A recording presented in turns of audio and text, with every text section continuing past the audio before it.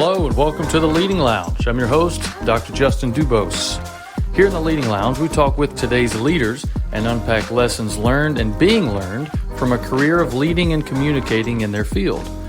These conversations are designed to be both informal and informative, and we want to equip you with wisdom and tools to empower you as a leader where you are and where you want to be.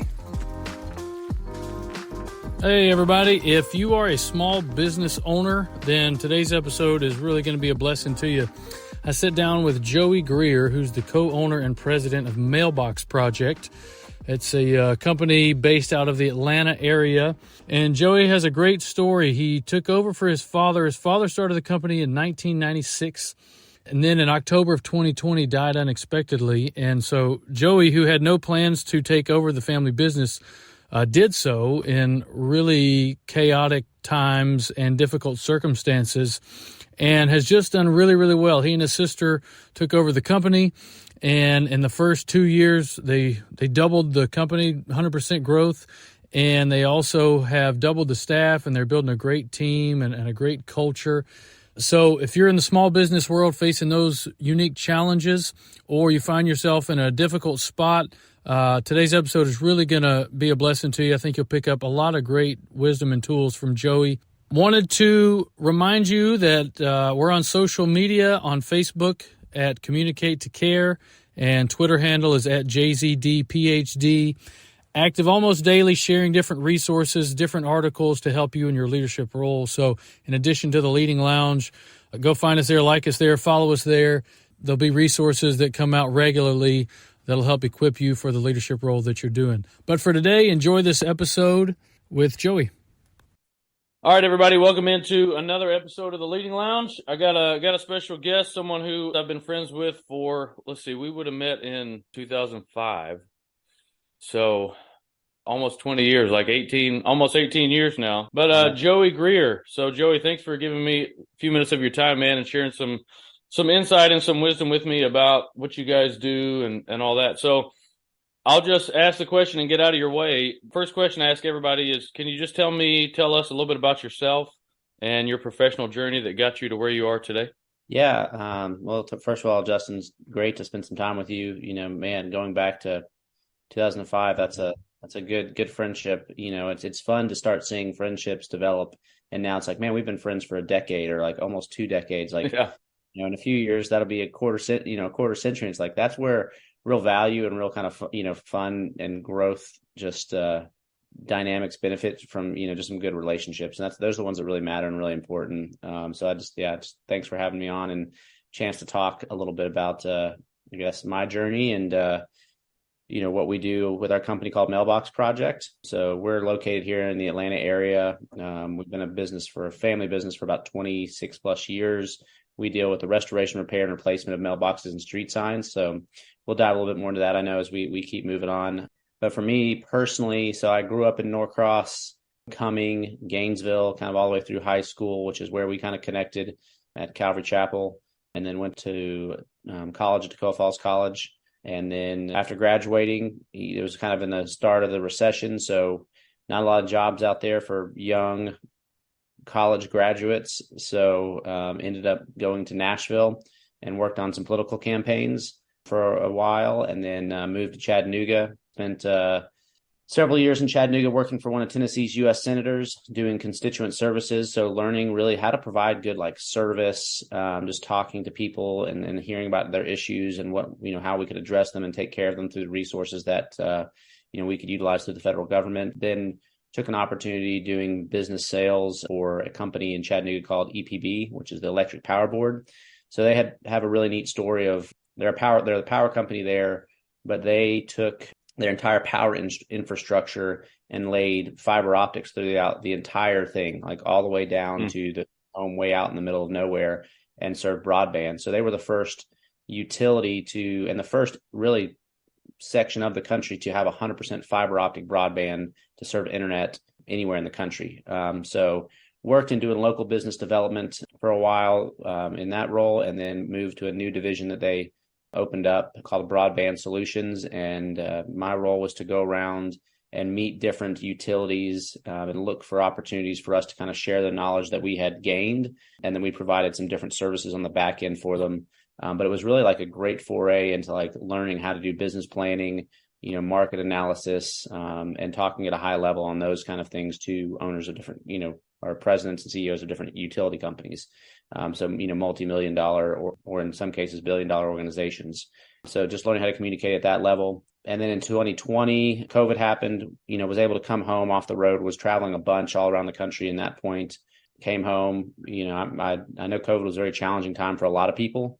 It was a beneficial time for my family personally, in the fact that the start of it was because, I just got to be home, got to see my son, who was 2.5 at the time, spend some time with him and just kind of reconnect, in that regard. So I learned that I can travel if I need to for work, but I don't enjoy it.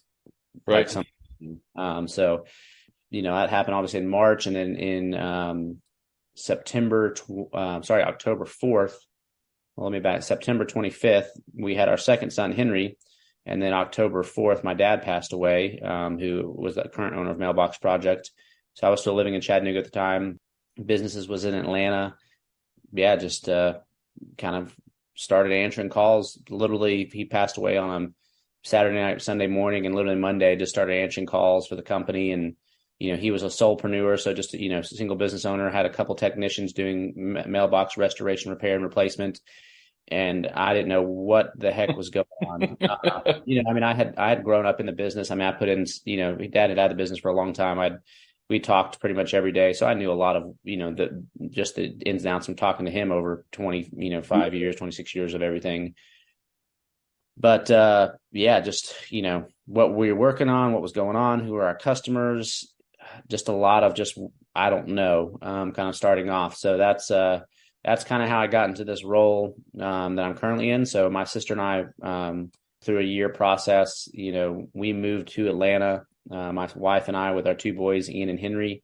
And then Katie, my sister and I, we ended up buying the business from my mom October of last year, in a way to kind of help provide some long-term stability for her, for the business. So that's where we stand. And it's been a fun process and a fun journey, a challenging journey, a lot of emotion tied up, obviously, in a lot of the different family dynamics, learning how to work, and at a high level and execute at a high level inside of a family business has its ups and downs and different things you've got to check and work on, continually.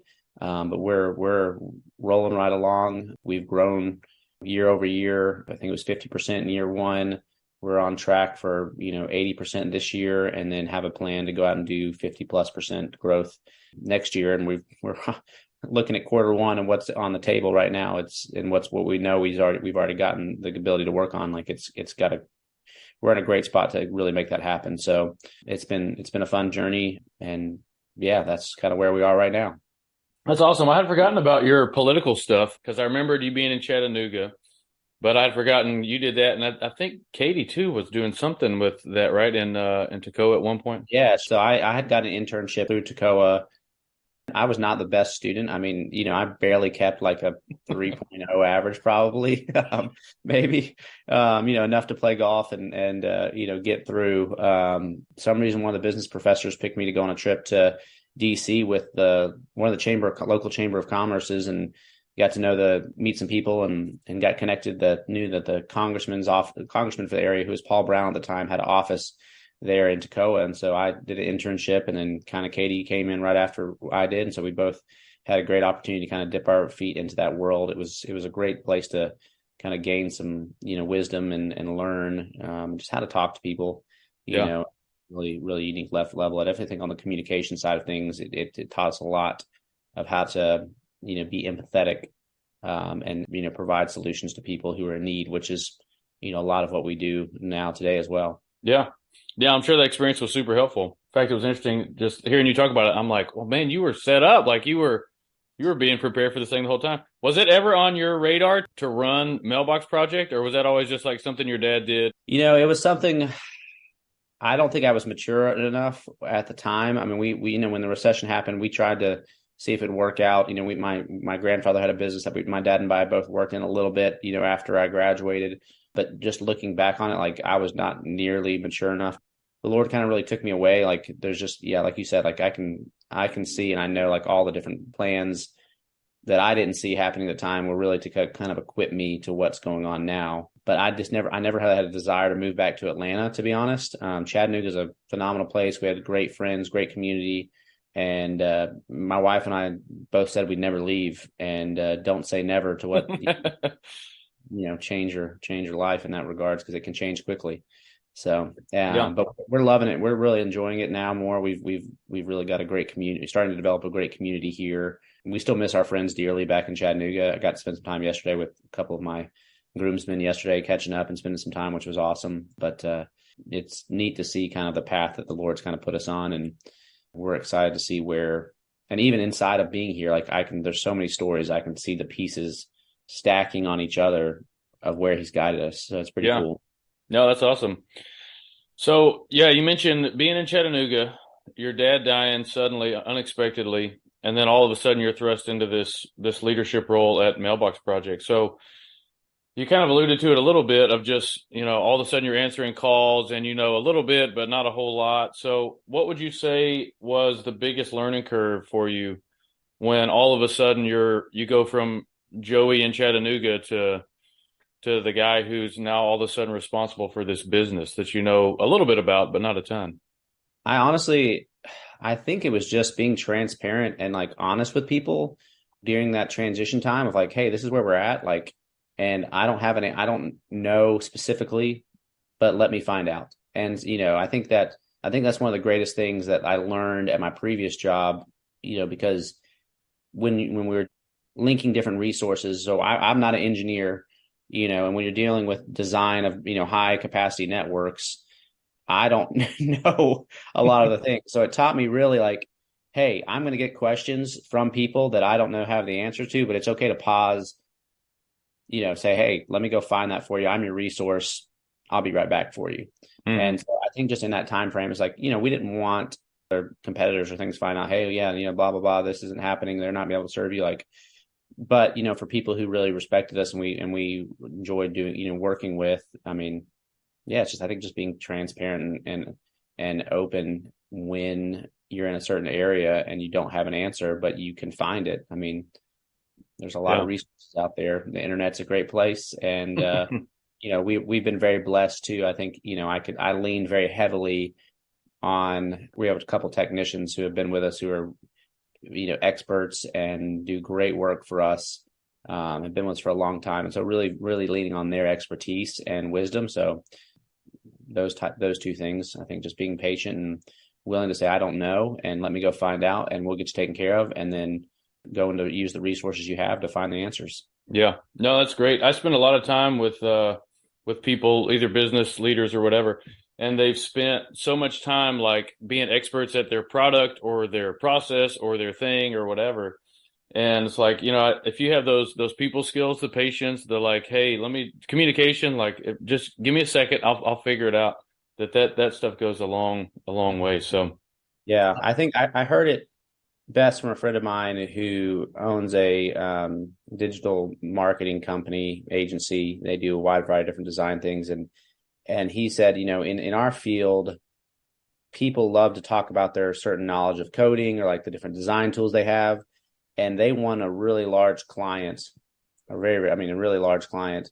And the reason they did is because the CEO of the company said, man, you're the first agency that said like, we can tell that you actually care. Like you're caring people.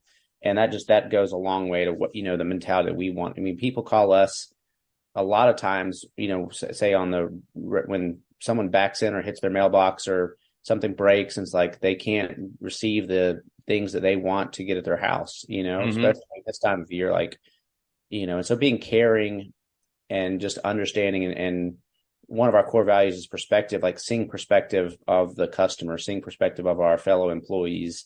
You just got to listen, know? Mm-hmm. Yeah. Treat people like people and not like customers primarily. And it goes a really, really long way. Yeah. So no, that's good advice. And I'm sure a lot of people have had that experience and are probably struggling through that same thing right now, trying to figure that out.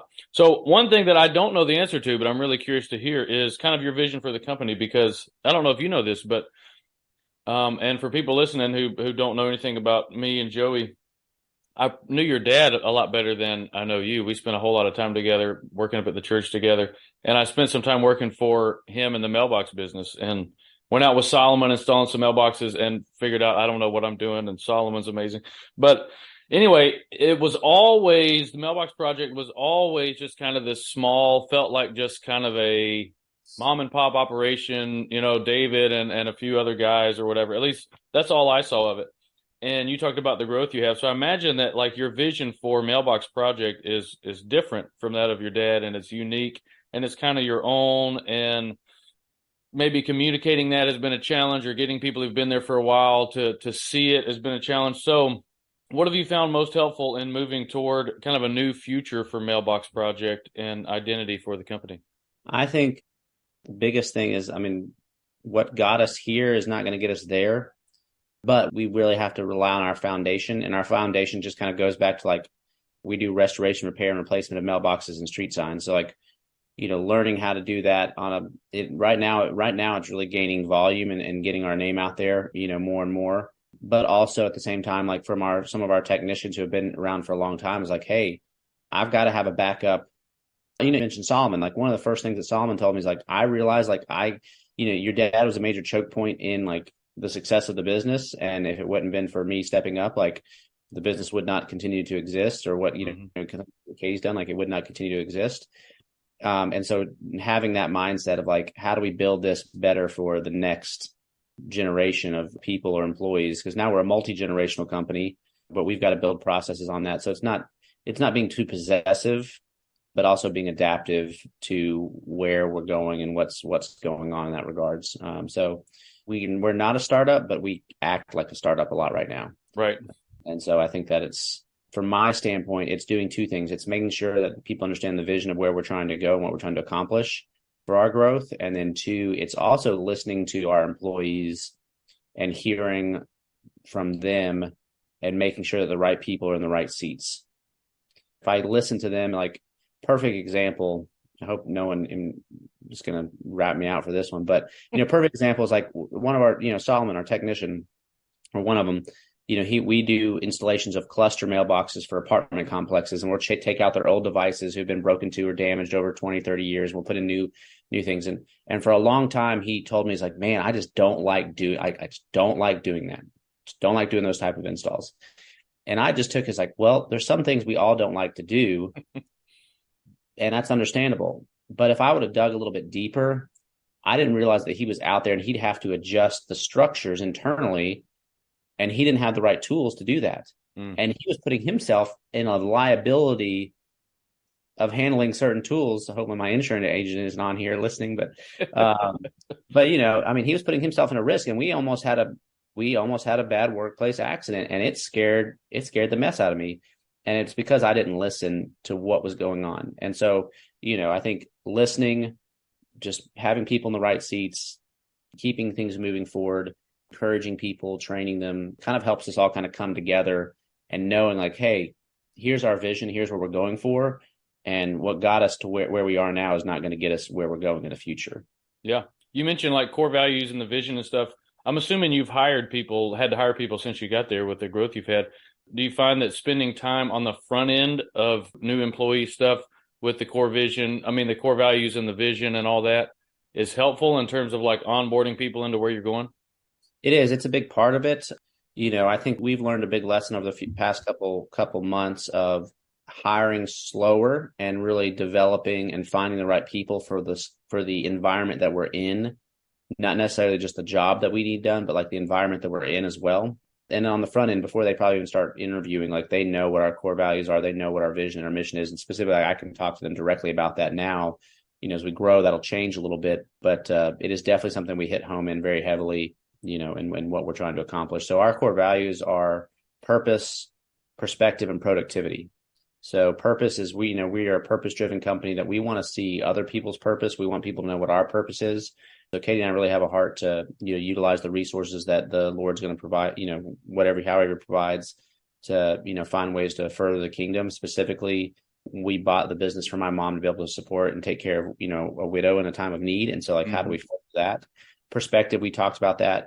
If you can't view others' perspective and their opinions on things, then this might not be the right place for you to be, because we're a solutions oriented company. So not just hearing and pushing the products that you want to push, but looking and understanding how can we solve a problem. Listening and understanding from our technician's perspective, why is that hard and why don't you like doing it? From my perspective, it's like, hey, like, no, we really need to do this. Like, so just hearing that, and then productivity. So a lot of our success is driven off of our volume, just like any business, but I mean, we deal with, this coming year, we should deal with over 5,000 individual homeowners potentially. So that's a lot of resources to move around. And so we've got to be a very productive company focused on, the right things to do every single day, being productive to move what we're trying to move forward. So instilling those in our employees and pushing forward, has been really, it's good to have those and establish them and continue to put more meat around them as we grow as a company. Yeah. No, that's great, man. Good stuff. And it sounds like you're growing and all that, I'm sure, will help facilitate even more growth going forward. So one of my particular interests, Joey, and one of the focuses of the podcast is on communication, because it's so nuanced and it's one of those kind of soft skills we talked about. Yeah. And you mentioned, you kind of answered this question already about, when not listening to Solomon when he was having kind of that hard time. But I like to ask people specifically about their failures more than their successes, because I think people can identify more with failures than they can successes. So one question I ask everybody, and I love hearing the answers to, is, can you tell us about a time when you failed at communicating and what you learned from it? And when you think about that failure and communication after that, like, did it change how you approach communication at all? Yeah, I mean, I think for us, I mean, coming through that in a recent scenario of like communicating more of going back to our core values, communicating the ones we start off, like you can hire someone who's got the right, who has good purpose. You can kind of dig into that, but like really honing in and communicating on the productivity side for us, we made a mistake in that regards. And when it comes to the onboarding and interviewing process recently, and it was a painful thing to go through for us to kind of, we just didn't do a good job of it. I mean, we had a lot going on at the time and just kind of lost sight of that and didn't kind of continue to communicate probably 4 or 5 months back versus like waiting till month 9 to kind of really start hitting that home. I think just earlier communication about, hey, this is what this job entails. We need to make sure and see this. And how do we account for that in finding the right people? Going back to interviewing, like we didn't necessarily, say, hey, like we don't have a lot of these systems in place. Like we need someone who's going to help us build some of these things out. They're going to probably have to change every 6 months, but like that's where we're at. So we, communicating that correctly probably would have helped set us up for success better than where we were. Right. Yeah, and communication is so tough because it's always fluid. I interviewed a guy last season, actually in the Atlanta area, runs some real estate companies, and I asked him that question, and he said, we've built in more and more time for communication. So whereas before I'd be like, hey, do this, and then they take off half cocked, and maybe they do it, maybe they don't. That now it's like 5 times I'll be like, tell me what you heard me say. Okay, no, you got this part right, but we need to work on this more. So he was saying that, it's so important as far as getting the job done that they've had to slow it down and really kind of focus on it more. So that's good. Another question I love to hear people's answers to. You mentioned earlier, if you had taken over Mailbox project, not being mature enough, just kind of not being ready for it. So if the present Joey Greer could visit with the younger Joey Greer, what advice about leadership would you give your younger self? I would say a couple things. I would say, you don't have to know everything. Be bold and willing to take risks. I think one of the things I've really learned, I think the Lord had a plan that I, wasn't aware of and wasn't walking into at the right time. But I think just being, if you have an idea and really trying to run with it, really take some risks to be able to do that. And the reason being is I've really come to the realization, like, man, like, and this is one thing that's really freed me up as a business owner, and not taking uncalculated risk, not, being financially dumb in that regard, but like, I'm not really scared to fail anymore because I know that like failure, according to what the world says and what according to what might be viewed in some facets, that's not really what our value is based on. And so Right. just kind of really understanding that more and more as an older adult. I think if I would have come to realization of that, like at a longer period of time, I don't know if it would have led me to take a risk at Mailbox Project at the time, but I probably would have figured something out. So, my goal, and one of the things I try to challenge my little guys on. I mean, they're, Ian's only 5, Henry's 2, don't understand. They don't, it's okay if you fall and you get hurt, like you don't want to go stand on top of a 20-story building, but like it's okay to take risk a little bit, Yeah. and just trying to instill that and being bold and what they want to try to do, and talking about their dreams and how I can help execute some of the things that they dream even now as a 5-year-old, just kind of instilling that. So I think that's being bold, and if you have an idea, like try to figure out how to do it and don't be scared to take a risk. Yeah. Two of my favorite quotes, and I'm going to nerd out on you for just a second, go into like Fine. the academic part of my brain that I enjoy. But every year I'll preach through our core values at church, and one of them is taking faith-filled risks. And there's 2 quotes that I always give people in addition to, all the scripture and everything else. But there's this German poet, and this is my single favorite quote on risk. And I'm always trying to encourage people like, come on, we got to do this. But he says, his name's Johann von Goethe. He says, the risks of life, is it the risks? Or no, the dangers of life are infinite, and among them is safety.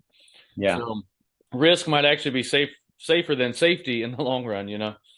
And John Paul Jones, father of the U.S. Navy, he said that it seems to be a law of nature that he who will not risk cannot win. So it's like, look, you got to take some risks. And like you said, don't jump off of a skyscraper, but you can take calculated risks, and it's great. It's part of life. It's part of how you succeed. It's part of how you grow. It's part of how you thrive.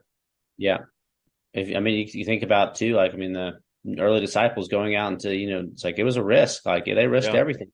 There's so many times throughout history where you can see that, and it's just a neat thing to look back on. And we're not doing anything that people haven't done already. I think that's one of the great things that I've been able to really connect with as a great group of entrepreneurs here in Atlanta who have gone through scaling businesses, multiple times over where we're at. And it's like, we're all dealing with the same things. We're dealing with, strategy issues, people issues, cash issues, execution issues.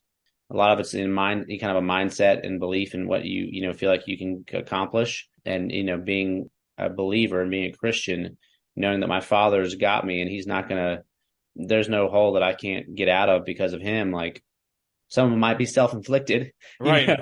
but it's like my wife is a phenomenal support and will follow me pretty much anywhere. And so that's just those kind of support systems, I think are a great benefit to have as an entrepreneur, because it's not always, it is tough. It's tough work.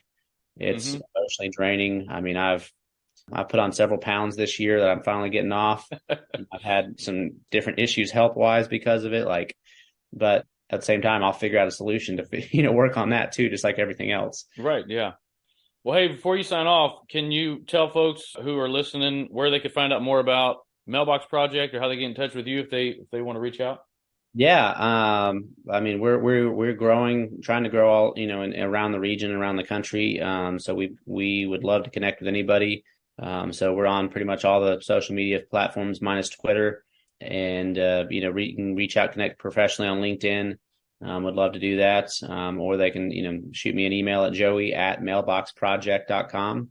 Would love to connect any way, shape, or form with other business leaders or people who, just want to talk about some of the ins and outs of leadership, communication, and business growth. Yeah. Awesome, man. Well, hey, it's been really fun for me reconnecting with you a little bit, spending some time together, but thanks for taking the time and sharing some stuff. And I'm praying for continued success for you guys, you and Katie, and just that, if we do this again in 2, 3, 4, 5 years, to look back and talk about the growth that you've had since then. So yeah, just praying God kind of blesses you, man, and gives you some wisdom and find unique ways to get in the market and grow. Thanks, man. I appreciate it. And thanks for creating a medium to where, people can share their stories and, learn, we can all learn lessons from listening and hearing from each other in different areas like this. So appreciate you creating an environment where people have a chance to come do this. Yeah, thanks. And thank you guys for tuning in to the Leading Lounge, and we'll see you on the next episode.